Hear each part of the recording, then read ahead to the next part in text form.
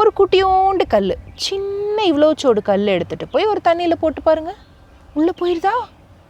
எப்படிடா இது நடக்குது? நீங்கள் கூட ஸ்கூலுக்கு போனீங்கன்னா நாளைக்கு போக முடியாதுல்ல, கொரோனா எப்போ முடியுதோ அப்போ ஸ்கூலுக்கு போனீங்கன்னா உங்கள் மேம் உங்கள் சாரெல்லாம் ஜென்லா குட் மார்னிங் ஜென்லான்னு சொல்லலாம். சரி ஏய் தண்ணி அதில் போகுது, நம்ம போய் கப்பல் செஞ்சு விடலாமா வான்னு சொல்லிட்டு இந்த மாதிரி நிறையா காகிதங்களை எடுத்துகிட்டு போனாங்க. மடிப்பு மட்டும் துல்லியமாக வச்சு மடிப்பாங்க சில பேர், அவ்வளோ அழகாக செய்வாங்க. இந்த கீழே இதை இப்படி இந்த இடத்துல இப்படி அமுத்தி இந்த 2 கார்னரையும் நம்ம என்ன பண்ண போகிறோம், டச் பண்ண வைக்க போகிறோம். காகித கப்பல் தயார். இதுலேயும் கத்தி கப்பல்லாம் செய்யலாம். கீழே என்னோட கப்பல் போகுது, மூவ் ஆகுது.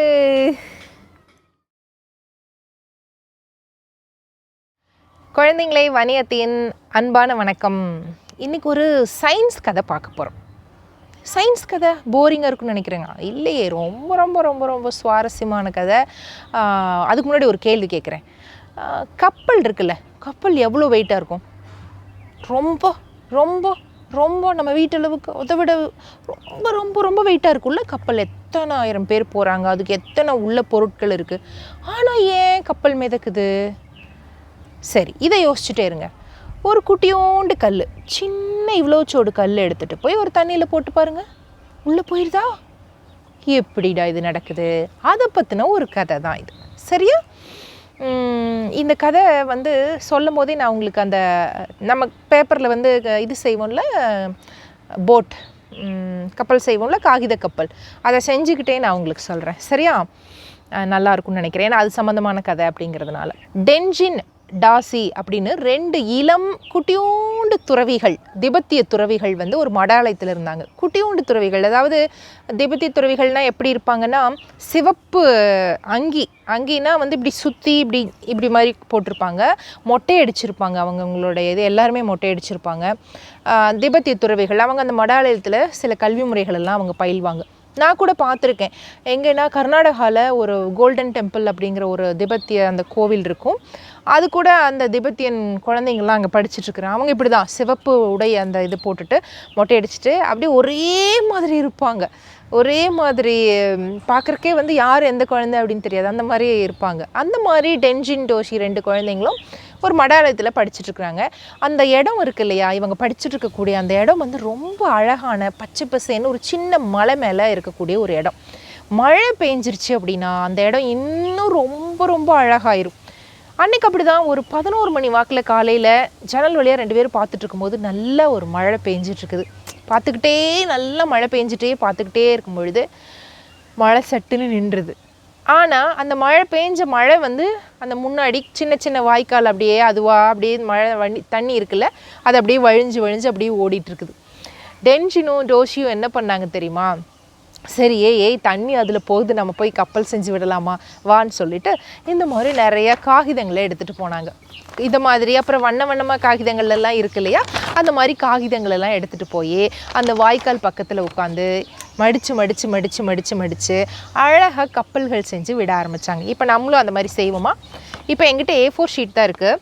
இது எப்படி இருக்குன்னா செவ்வகமாக இருக்குது இல்லையா, ரெக்டாங்கிளாக இருக்குது. இது நம்ம ஸ்கொயர் பண்ணால் தான் நம்ம கப்பல் செய்ய முடியும். எப்போவுமே எவ்வளோ சின்ன கப்பல் செய்கிறதுனாலும் சரி, பெரிய கப்பல் செய்கிறனாலும் காகிதத்தில் ஸ்கொயர் நம்ம பண்ணிக்கணும். இப்போ நம்ம இதை ஸ்கொயர் பண்ணிக்கலாம், சதுரம் பண்ணிக்கலாம். அதுக்கு ஒரு மெத்தட் இருக்குது.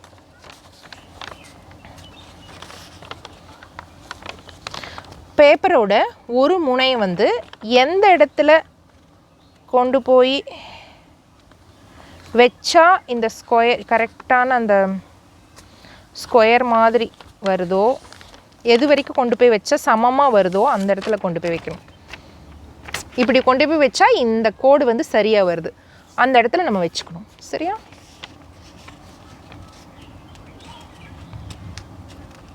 நீங்களும் செய்கிறீங்களா? செய்யுங்க.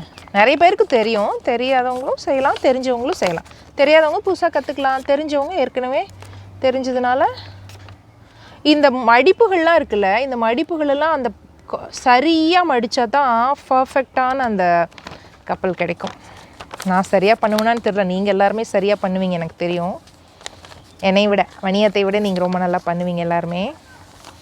இப்படி பண்ணிவிட்டு இப்போது இந்த இடத்துல மேலே இருக்கிற பேப்பரை வந்து மடிச்சிடணும். மீதி இருக்கிறது இல்லையா, அதை மடிச்சிடணும். அப்படியே மடிச்சுட்டு நாங்கள் எங்கள் வீட்டு வாசல்லலாம் உங்களை மாதிரி சின்னதாக இருக்கும்போது அப்படியே மழை பெஞ்சு கொஞ்சம் தண்ணி ஓடும்ல, அப்போ இந்த மாதிரி ஒயிட் ஷீட்லாம் எடுத்தால் வீட்டில் அவ்வளோதான் கிடைக்காது. ஒயிட் ஷீட்டெலாம் நியூஸ் பேப்பர் அந்த இதுன்னு புக்கிலேருந்து கிழிச்ச பழைய பேப்பர் அந்த மாதிரி இதில் வந்து செய்வோம். இப்போ அந்த மடித்ததை வந்து கிழிச்சிட்டேன். இப்படி மடித்து மேலே இருந்ததில்ல, இதை மடித்தேன்ல, அதை கிழிச்சிட்டேன். இப்போ நம்மளுக்கு என்ன கிடச்சிருக்குன்னா ஒரு ஸ்கொயர் கிடச்சிருக்கு. ஓகே, இந்த ஸ்கொயரை நம்ம வந்து என்ன பண்ணணும் அப்படின்னா ரெண்டாக அப்படியே மடிச்சிடும். ரெண்டாக மடிச்சிட்டோமா, இந்த மாதிரி தான் அவங்களும் டென்ஷனும் டோஸையும் செஞ்சுக்கிட்டு இருக்காங்க. நிறைய செய்யணும்ல, தண்ணி போயிட்டே இருக்குது, நிறைய செஞ்சு விடணும்ல.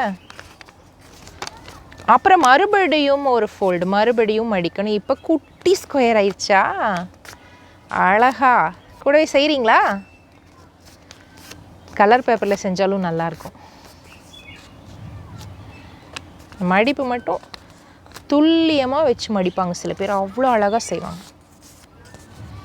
இப்போது குட்டி ஸ்கொயர் ஆயிடுச்சு.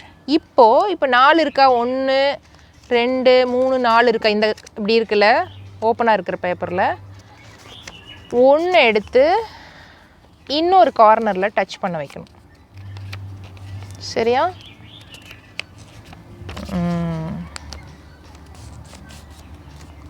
சரியா? 4 இது இருக்கும் இல்லையா, அதில் வந்து 1 வந்து இந்த கார்னரில் டச் பண்ண வச்சுட்டு மீதி 3ஐயும் இன்னொரு கார்னரில் டச் பண்ண வைக்கணும், மடிச்சிடணும். டென்ஷனும் டோஸையும் எத்தனை கப்பல் செஞ்சு இதுக்குள்ளே விட்டுருப்பாங்களோ, வணியத்தை ஒரு கப்பல் செய்கிறதுக்குள்ளே செஞ்சிடறேன். இப்போ எப்படி இருக்குது, ட்ரையாங்கிள் மாதிரி இருக்கா? இப்போது இப்படி மேலே இப்படி அகலமாக இருக்கிறது இல்லையா, அந்த இடத்துல இப்படி கை உள்ளே விட்டு இந்த கூர்மையாக இருக்கிற பக்கத்தில் கை இப்படி வச்சு இந்த 2 பகுதியும் இப்படி இணைக்கணும். சரியா? புரிஞ்சில்ல? இப்படி தான் நம்மளுக்கு வந்திருக்கும் ட்ரையாங்கிள். இந்த கீழே இந்த இதை இப்படி இந்த இடத்துல இப்படி அமுத்தி இந்த 2 கார்னரையும் நம்ம என்ன பண்ண போகிறோம், டச் பண்ண வைக்க போகிறோம். நல்லா மடிக்கணும். ஓகே, மடிச்சாச்சா?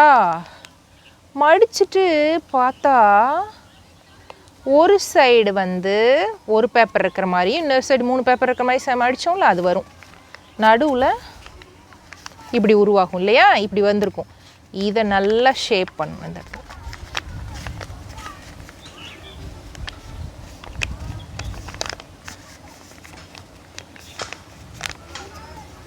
போட்டு தயாராகிருச்சு, காகித கப்பல் தயார். இதுலேயும் கத்தி கப்பல்லாம் செய்யலாம். கீழே இப்படி கத்தி வச்ச மாதிரி ஒரு ஃபோல்டிங் கரெக்டாக மாற்றி சரி பண்ணணும் அப்படின்னா கத்தி கப்பல் செய்யலாம். இது சாதாரண ஒரு கப்பல். தண்ணியில் விடலாமா? பக்கத்தில் தான் தண்ணி இருக்குது. சரி, விடலாம். இந்த கதை முடிச்சுட்டு நம்ம தண்ணியில் விடலாம். நான் கையிலே வச்சுக்கிறேன். அப்புறம் இந்த கப்பல்லாம் நிறையா செஞ்சு டென்ஷனும் டோஸையும் அப்படியே விட்டுட்டே இருக்கிறாங்க.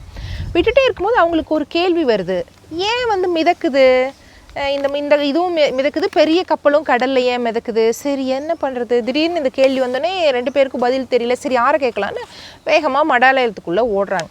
அங்கே ஒரு தாத்தா இருக்கார். அவர் ஒரு ஆசிரியர் அவங்களுக்கு. ஆனால் அந்த தாத்தாவை எல்லாருக்கும் ரொம்ப பிடிக்கும். ஏன்னா அந்த தாத்தா தினந்தோறும் இவங்களுக்கு, இந்த குட்டி குழந்தைங்க இருக்காங்க இல்லையா, திபெத்திய துறவி, இளம் துறவிகள், இவங்களுக்கெல்லாம் கதை சொல்லக்கூடியவர். கதை சொல்கிறவங்கன்னா எல்லா குழந்தைங்களுக்கும் பிடிக்கும் தானே. உங்களுக்கெல்லாம் வணியத்தை பிடிக்கும் தானே, அதே மாதிரி அவரை பிடிக்கும். நேராக அவர்கிட்ட போய் ஜென்லா எங்களுக்கு ஒரு சந்தேகம் அப்படிங்கிறாங்க. ஜென்லா அப்படின்னா திபெத்திய மொழியில் நம்மளுடைய ஆசிரியர்களை ரொம்ப மரியாதையாக கூப்பிடக்கூடிய ஒரு சொல். நீங்கள் கூட ஸ்கூலுக்கு போனீங்கன்னா நாளைக்கு போக முடியாதுல்ல, கொரோனா எப்போ முடியுதோ அப்போ ஸ்கூலுக்கு போனீங்கன்னா உங்கள் மேமை, உங்கள் சாரெல்லாம் ஜென்லா, குட் மார்னிங் ஜென்லான்னு சொல்லலாம். என்னடா திடீர்னு ஜென்லான்னு சொல்கிறேன்னு கேட்பாங்க. இல்லை சார், திபெத்திய மொழியில் ஜென்லான்னா ஆசிரியரை மரியாதையாக சொல்கிறது அப்படின்னு சொல்லி ஆச்சரியப்படுத்தலாம் உங்கள் டீச்சரை. ஞாபகம் வச்சுப்பீங்களா?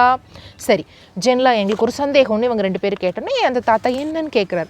இந்த மாதிரி ஏன் வந்து கப்பல்லாம் வந்து தண்ணியில் வந்து மூழ்காமல் மிதக்குது, இந்த காகித கப்பல் செஞ்சு நாங்கள் விட்டோம், அதுவும் மிதக்குது எப்படி, ஆனால் ஒரு கரண்டியோ ஒரு கல்லோ போட்டால் இதாகுது, இது என்னன்னு தெரியுமா உங்களுக்கு அப்படின்னோடனே, ஆமாம் ஆனால் எனக்கும் இது தெரிஞ்சுக்கணும்னு ஆசை தான்ப்பா எனக்கு, ஆனால் தெரியலையே. சரி, ஆனால் நீங்கள் சந்தேகம் கேட்டீங்க, யாராவது ஒருத்தர்கிட்ட நம்ம இதை வந்து கிளியர் பண்ணணும் இந்த டவுட்டை. யார்கிட்ட போகலாம் அப்படின்னோடனே இந்த டென்ஜியும் டோஷியும் சொல்கிறாங்க, சரி நம்ம வந்து சோனம் மிஸ் கிட்ட போகலாம். சயின்ஸ் மிஸ் கண்டிப்பாக இதை பற்றி தெரிஞ்சிருக்கும், வாங்க போகலான்னு சொல்லிட்டு சயின்ஸ் மிஸ்ஸை பார்க்க போகிறாங்க 3 பேர் சேர்ந்து. ரொம்ப ஆர்வமாக அந்த தாத்தாவும் வர்றாரு தெரிஞ்சுக்கிற. பார்த்தீங்களா, வயசான நேரத்தில் கூட இதை தெரிஞ்சு நான் என்ன பண்ண போகிறேன் போடா அப்படின்னு சொல்லாமல், எனக்கும் அது தெரியலப்பா, எனக்கும் ஆர்வமாக இருக்குது, நானும் தெரிஞ்சுக்கிறேன்னு கூட வராது. அங்கே போய் சோனம் மிஸ் கிட்ட வந்து அவங்க கேட்குறாங்க, இந்த கேள்வி எங்களுக்கு இருக்குது, உங்களால் பதில் தர முடியுமா, இது உங்களுக்கு தெரியுமா இதை பற்றி அப்படின்னோடனே, நிச்சயமாக பதில் தர முடியுமேன்னு ரொம்ப மகிழ்ச்சியாக சந்தேகம் கேட்கக்கூடிய நல்ல ஆசிரியர் வந்து சந்தேகம் கேட்கக்கூடிய குழந்தைங்களை அரவணைச்சு ரொம்ப சந்தோஷமாக சொல்லி கொடுப்பாங்க. அந்த மாதிரி அந்த சோனம் மிஸ் கூப்பிட்டு, சரி வாங்க நம்ம இது செய்முறை விளக்கமாகவே ப்ராக்டிக்கலாகவே செஞ்சு பார்த்துருவோம் சரியான்னு சொல்லிட்டு கிச்சனுக்கு வாங்கன்னு சொல்லிட்டு சமையலறை கூட்டிகிட்டு போயிட்டு, ஒரு பக்கெட் எடுத்துகிட்டு வாங்க, நீ வந்து ஒரு தண்ணி கொண்டு வான்னு சொல்லிட்டு ஒரு பெரிய டப்பாவில் வந்து தண்ணி நல்லா வலிய நிரப்பிட்டாங்க. நல்லா ஃபுல்லாக அந்த விளிம்பு வரைக்கும் முழுமையாக நிரப்பியாச்சு. ஒரு ஆப்பிள் எடுத்து தாத்தா கிட்ட கொடுக்குறாங்க. ஜென்லாம் நீங்கள் வந்து இந்த ஆப்பிளை உள்ளே வைங்க, தண்ணிக்குள்ளே போட்டு ஒரு விரலால் அழுத்துங்க அப்படின்னு சொல்லி, அந்த ஆப்பிளை வந்து ஜென்லாம் என்ன பண்ணுறாரு, தண்ணிக்குள்ளே போட்டு ஒரு விரலால் இப்படி அழுத்தும் பொழுது கொஞ்சம் தண்ணி வெளியாகுது. கையை எடுத்துக்க சொல்லிடுறாங்க மேம. கையை எடுத்ததுக்கப்புறம் அந்த ஆப்பிள் என்ன ஆகுது, மிதக்குது. எப்படி, ஏன் ஆப்பிள் மிதக்குது? ஆமாம், ஆப்பிள் உள்ளே போட்டோன்னே என்னாச்சு, கொஞ்சம் தண்ணி வெளியேறிச்சு. அப்புறம் என்னாச்சு, ஆப்பிள் மிதந்துச்சு. சரி, இதை விட்டுருங்க அப்படின்னு சொல்லிட்டு அடுத்ததாக ஒரு ஸ்பூன், ஒரு கரண்டி எடுங்க அப்படின்னோடனே ஒரு கரண்டி எடுக்கிறாங்க. இப்போ உள்ளே போடுங்க அப்படின்னோடனே இப்போ கரண்டி உள்ளே போடுறாங்க. இப்போ என்னாச்சு, தண்ணி கொஞ்சம் விலகுச்சு, ஆனால் கரண்டி உள்ளே போயிடுச்சு. இது எப்படி? இதுதான் எங்களுக்கான சந்தேகமே. கப்பலும் அப்படி தானே பண்ணுது, எப்படி இது நடக்குது, இது தெரிஞ்சுக்கிறதுக்காக தான் நாங்கள் வந்திருக்கிறோம். நீங்கள் சொல்கிறது எனக்கு புரியல, எப்படி ஆப்பிள் மிதக்குது கரண்டி உள்ளே அப்படின்னு மறுபடியும் கேள்விகள் ஆர்வத்தில் கேட்டுக்கிட்டே இருக்கிறாங்க. சோனம் மிஸ் சொல்கிறாங்க, சொல்கிறேன் அதுக்கு தானே நம்ம இதெல்லாம் பண்ணிகிட்ருக்குறோம். இப்போ ஆப்பிள் போடும்போது என்னாச்சு, கொஞ்சம் தண்ணி வெளியே தழும்புச்சா? ஆமாம். அது எவ்வளோ இருக்கும்? அது வந்து ஒரு டம்ளர் தண்ணி இருக்குமா மேம்? இருக்கும். ஆனால் ஆப்பிளோட எடையை விட மிக அதிகமான தண்ணியை அது வெளியே தள்ளுச்சு, அதனால் ஆப்பிள் மிதந்துச்சு. ஓஹோ, கரண்டி என்ன பண்ணுச்சு, கரண்டியை உள்ளே போடும்போது கொஞ்சம் தண்ணி அப்படியே லேசாக தள்ளுச்சு, இடம் விட்டுச்சு, கரண்டி உள்ளே போயிடுச்சு. அப்போது கரண்டியோடைய எடையை விட குறைவான எடையை தள்ளிட்டு கரண்டி உள்ளே போயிடுச்சு. இப்போ உங்களுக்கு ஏதாவது புரிய வருதா அப்படின்னோடனே, ஆமாம் எனக்கு புரிகிற மாதிரி இருக்குது அப்படின்னு ஒருத்தர் சொல்கிறான்.